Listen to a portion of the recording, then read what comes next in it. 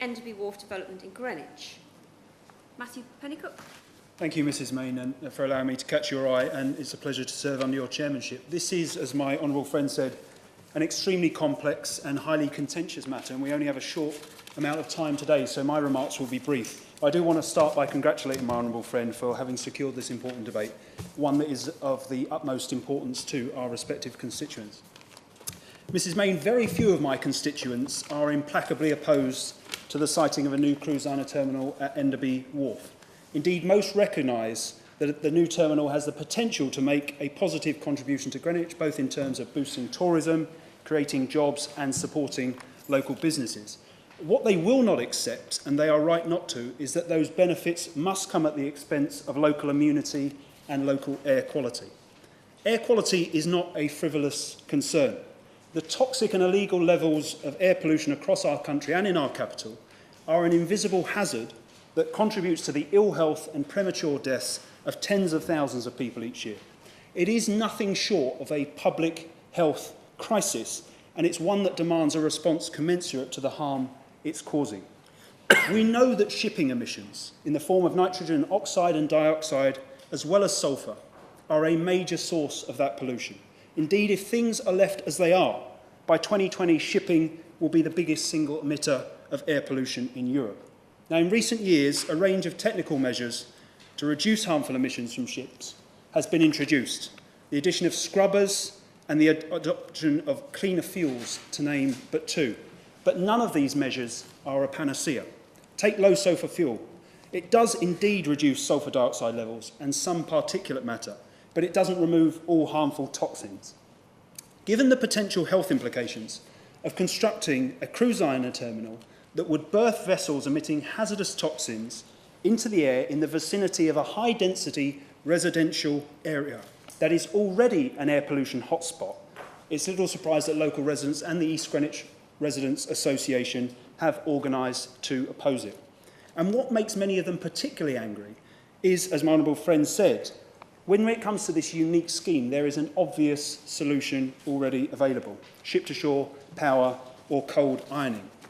Now, prior to planning authorisation, the developer and their consultants provided the Royal Borough of Greenwich's Planning Board with an assessment that asserted that cold ironing was not feasible in this instance for three reasons.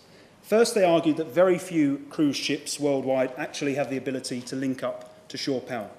Second, they argued that the ship electrical requirements differ from those supplied from the UK national grid, meaning that onshore power supply in this instance would be an extremely complex task to undertake. And third, they asserted that the costs associated with providing such facilities could be prohibitive to both the provider and user. Now, the independent consultants tasked by the Council to overlook the assessment accepted each of these arguments. However, I remain unconvinced that each has been properly interrogated.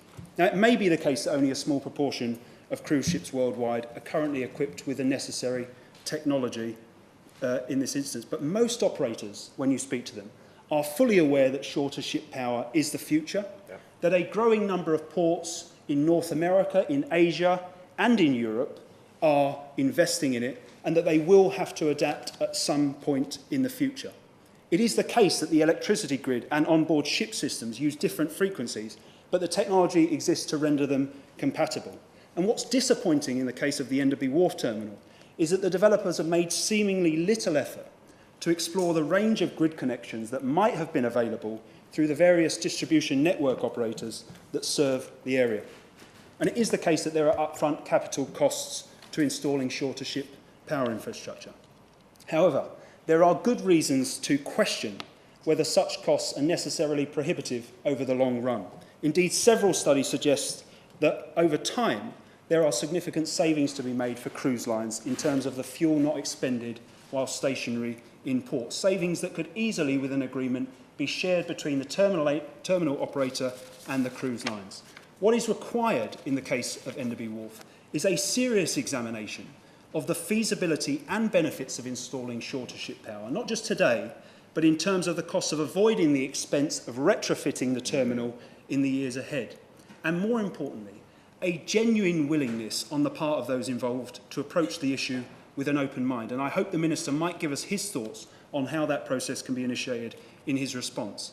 If, Instead, the developers insist on ploughing ahead with the scheme as currently proposed. They will do so in the face of widespread hostility from the local community and continuing negative coverage before a single shovel has even been put in the ground. Yeah. Minister. Well done, Matt.